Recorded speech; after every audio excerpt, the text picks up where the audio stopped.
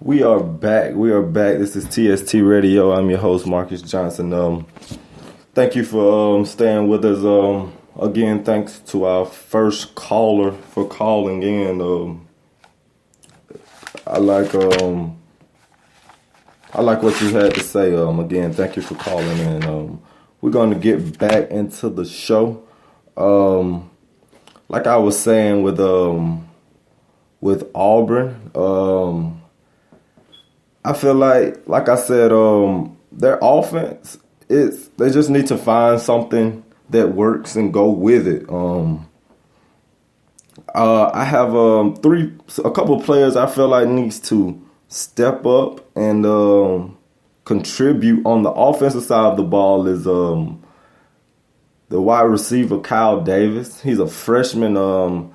Last week, he had a 43-yard catch. It was on the throw, and I felt like it would have been a touchdown if would have been a good throw. I feel like he's going to be an explosive player for Auburn's offense. He's a great receiver. They should try to get him into the game plan. Try to get him working with the game plan. Another one is another receiver is Nate Craig Myers. He's going to be another young receiver on that offense that I feel like should do a good job with contributing. Another freshman on the offense is actually John Franklin III. They need to find a way to get him going, find his strengths, his weaknesses, and go with his strengths. Even if he don't get the starting position, they will still need to get him in that offense some kind of way. He needs to contribute to that offense. On the defensive side,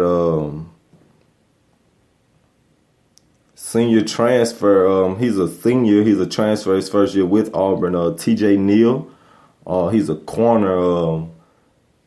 He's a physical corner. He has He can make plays on the ball. He has very good ball skills. So he should be good. In the SEC, you need corners with good ball skills. Another one on the defensive side is John Broussard. He's going to be another good corner, young corner that's going to help out Auburn. Marlon Davidson at defensive end. He got the start on last week. I think he only got accounted for one solo tackle, but I think he's gonna be pretty good going into the season. Auburn is going to play Arkansas State this weekend. If you know, Auburn head coach Gus Malzahn was a former Arkansas State head coach, so he recruited a lot of guys on that team. I think it's like 12 guys he either recruited or tried to recruit on that team. So Gus knows that team pretty well. Auburn has won the last 3 meetings. Arkansas is coming off an 8-2 season. So last year they lost their first 2 games, and after that they picked it up and pretty much dominated the rest of the season.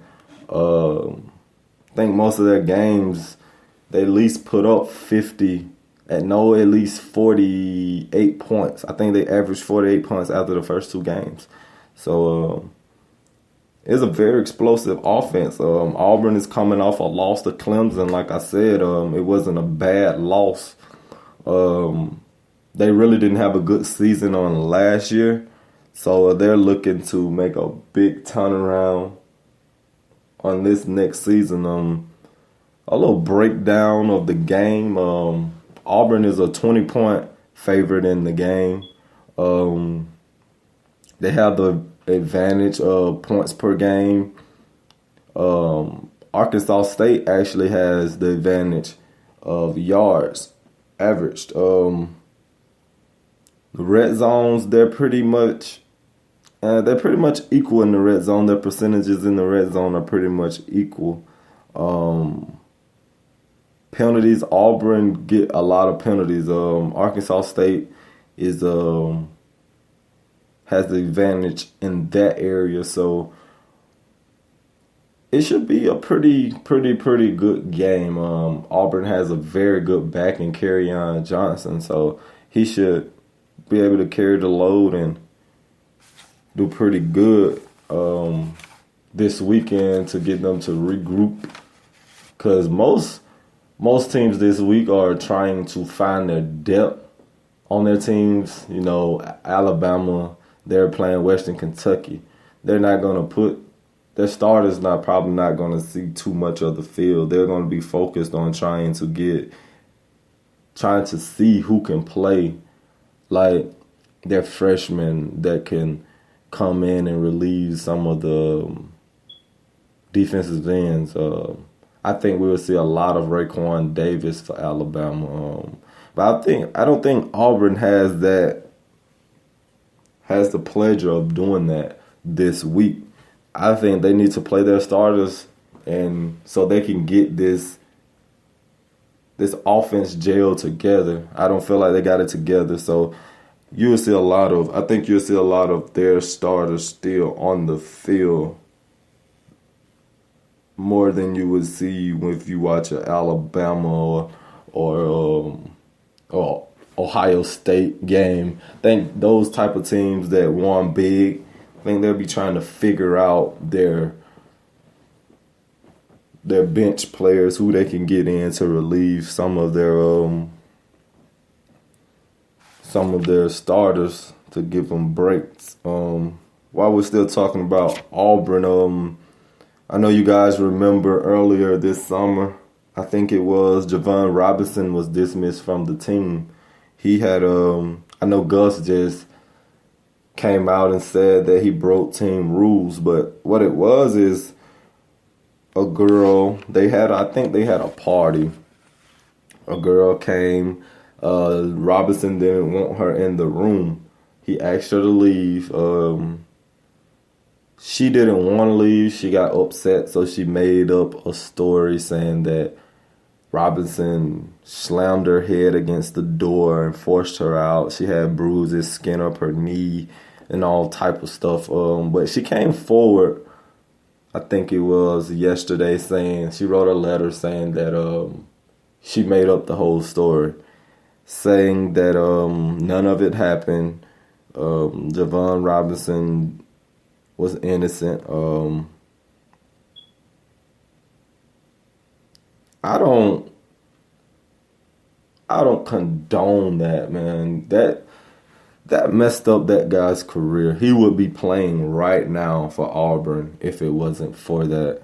So I feel like there needs to be something done about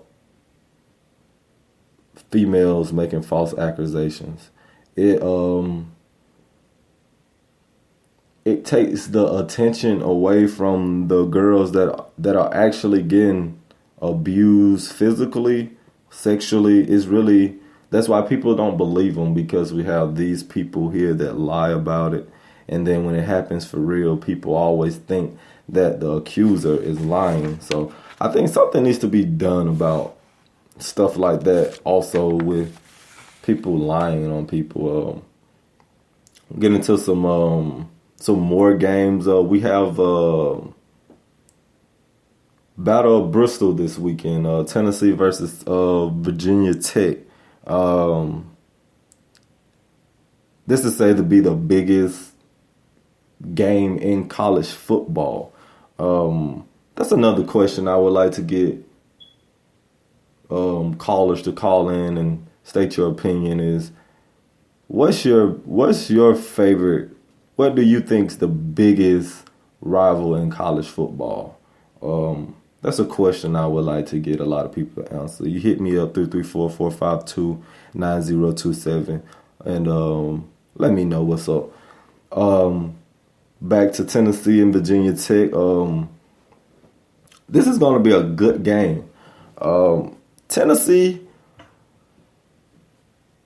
I don't know what to expect from Tennessee. I don't know if Tennessee is going to come out and be the Tennessee that we know. I don't know if they're going to come out and be the new and improved Tennessee. I just don't know. I don't know what to think about Tennessee. I know Joshua Dobbs, for them to be successful, he needs to be more consistent with throwing the football. Like I said, I reported yesterday, there was rumors about Bush Jones switching quarterbacks, but Bush Jones cleared up the air saying that those accusations was false. But I feel like if he don't get it together, they're going to be forced to make a quarterback change because he's not consistent enough for them to win the SEC. I don't see any reason they shouldn't win the SEC East.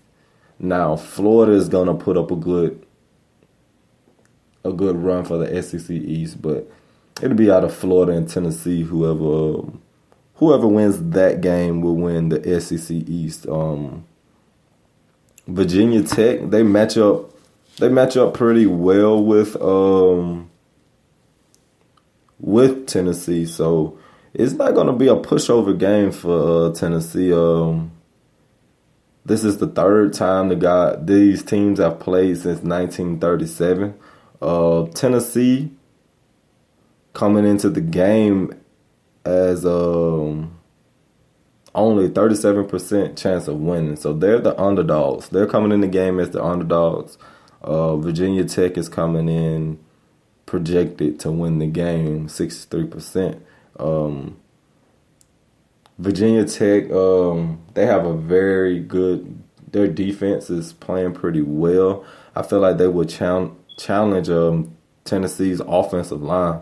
That is a weakness on Tennessee's offense, their offensive line.